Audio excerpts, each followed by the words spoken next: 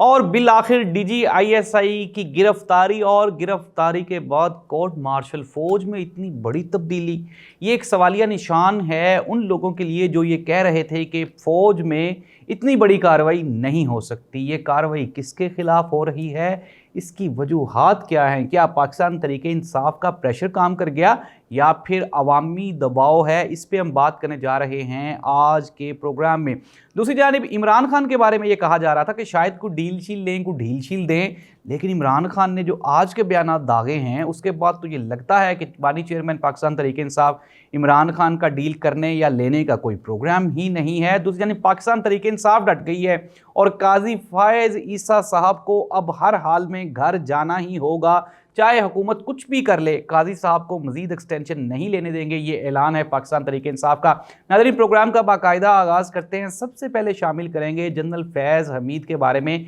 आज की सबसे बड़ी खबर, और अब से चंद लम्हात पहले तक खबरें ये है अकॉर्डिंग टू द ISPR कि जनरल फैज़ हमीद साहब को तहवील में ले लिया गया है और उनके खिलाफ गालबन कोई टॉप सिटी, कोई हाउसिंग सोसाइटी है, उसमें कोई कंप्लेंट्स हैं और उन कंप्लेंट्स की इन्वेस्टिगेशन के लिए उनके खिलाफ कोर्ट मार्शल की कार्रवाई का आगाज़ कर दिया गया है। ज़ाहिर सी बात है,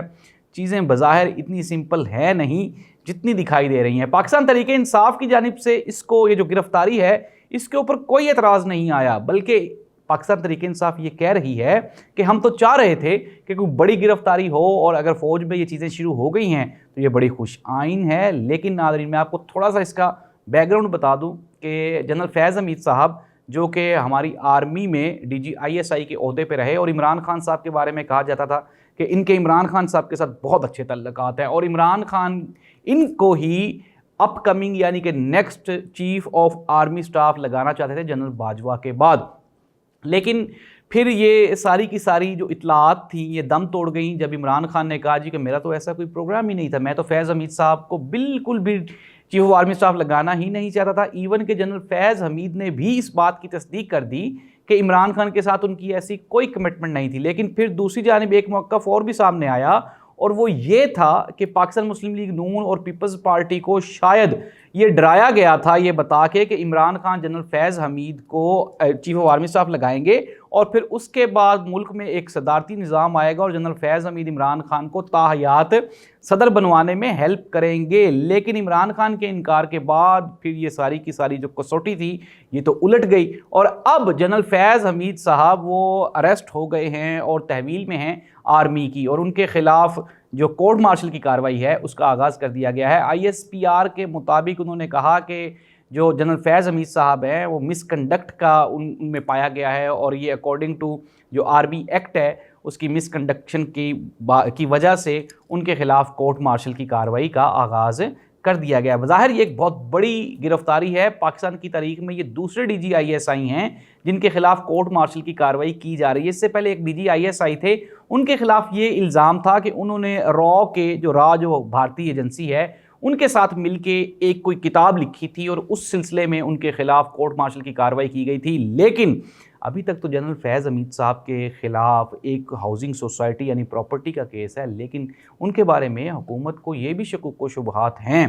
कि जनरल फैज़ हमीद साहब अभी तक भी इमरान खान को सपोर्ट कर रहे हैं। क्या ये वो गुस्सा है या फिर कोई और गुस्सा है? दूसरी जानिब पाकिस्तान तरीके इंसाफ ने काजी फायज ईसा साहब की एक्सटेंशन को उन्होंने कहा कि किसी भी कीमत पे हम इसको पॉसिबल नहीं होने देंगे, ये मुमकिन हो ही नहीं सकता। और उन्होंने इस चीज़ पे बिल्कुल एक मरतबा फिर इंसिस्ट किया, जोर दिया कि काजी फायज ईसा साहब को अब चाहिए कि वो अपने घर चले जाएं और जस्टिस मंसूर अली शाह का नोटिफिकेशन कर देना चाहिए ताकि मुल्क अब आगे बढ़ सके। बानी चेयरमैन पाकिस्तान तरीके इंसाफ इमरान खान ने कहा कि फरवरी के इलेक्शन में काजी फायज ईसा, इलेक्शन कमीशन और भी कई लोगों ने मिलकर पाकिस्तान तरीके इंसाफ के खिलाफ साजिश करनी चाहिए और पाकिस्तान तरीके इंसाफ का इलेक्शन और मैंडेट वो चोरी करने की कोशिश की, लेकिन अवाम ने इनको नाकाम बना दिया। दूसरी जानिब जो मौजूदा चेयरमैन है पाकिस्तान तरीके इंसाफ के बैरिस्टर गौहर, उनका बयान भी सामने आया और उन्होंने कहा कि हुकूमत 2/3 अक्सरियत सिर्फ इसलिए लेना चाहती है कि वो काजी फायज ईसा को एक्सटेंशन दे सके। ये एक नई रवायत होगी और अगर ऐसा हुआ तो फिर मुल्क ये अंदाज़ा लगा ले कि हमारे हमसाया मुल्क यानी कि बांग्लादेश में क्या हुआ था। पाकिस्तान तरीके इंसाफ कोई 3-4 मरतबा ये धमकी कह लें या फिर उनकी तरफ से वार्निंग कह लें, वो ये कह चुकी है कि अगर 30 अगस्त तक इमरान खान को रिहाई ना मिली तो हम बांग्लादेश की तर्ज पे एक तलबा तहरीक चलाएंगे। ये कोई